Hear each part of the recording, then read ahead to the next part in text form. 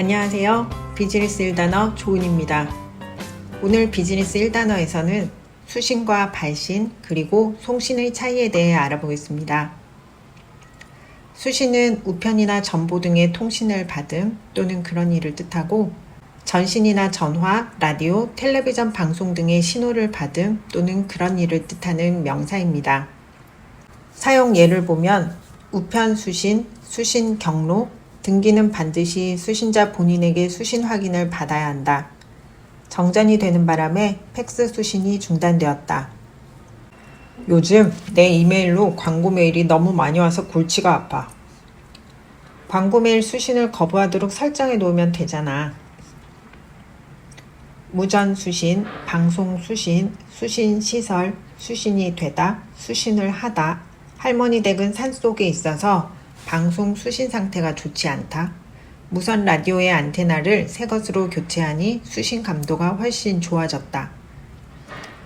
텔레비전이 갑자기 잘 안 나오는데 점검 좀 부탁드릴게요. 네, 그럼 먼저 수신 장치에 문제가 있는 것은 아닌지 보겠습니다. 이렇게 각각의 의미에 따른 예문을 살펴보았습니다. 그럼 수신자는 무엇일까요? 우편이나 전보, 전화 등을 받거나 언어, 문자, 그림, 방송 등의 의미를 가진 신호를 받는 사람을 뜻합니다. 수신자와 같은 의미의 수신인이 있는데 수신인은 수시닌으로 발음해야 하니 주의하세요. 수신을 받는 사람이 수신인이면 수신을 받는 기계를 무엇이라고 할까요? 네, 맞습니다. 수신기입니다. 수신기는 외부로부터 신호를 받아 필요한 정보를 얻는 유선이나 무선의 통신기기를 뜻합니다. 발신은 우편이나 전기 신호, 전파 등을 보낸다는 의미이며 발신은 발신으로 발음해야 합니다. 발신 내용, 발신 버튼, 발신 번호, 발신 장치, 발신 주소, 발신이 되다, 발신을 하다, 휴대전화에 찍힌 발신 번호를 보니 모르는 사람의 전화번호였다.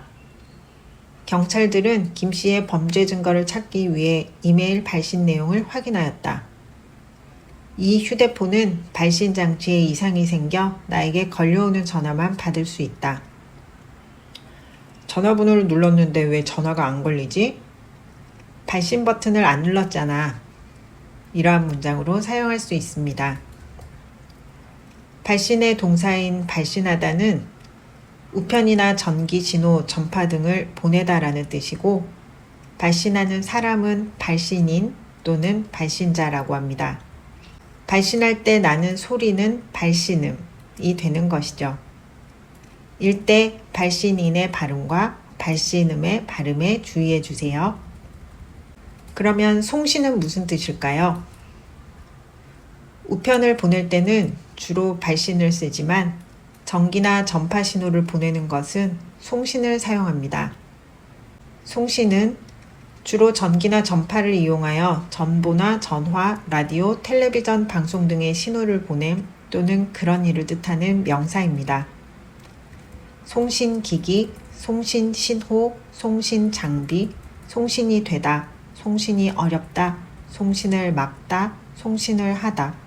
우리 군은 적군이 교신을 할 수 없도록 송신을 막았다.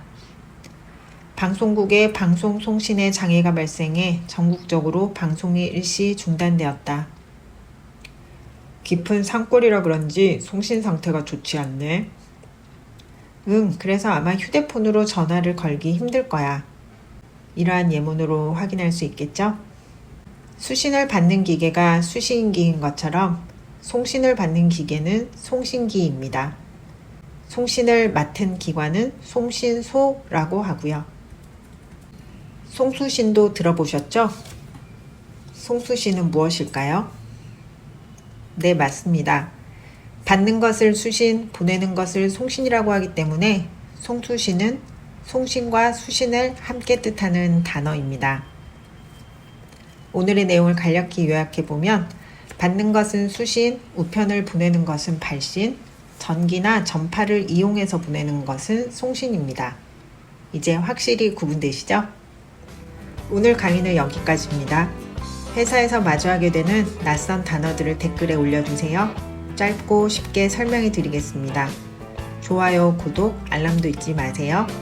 다음 시간에 또 다른 단어로 만나요. 감사합니다.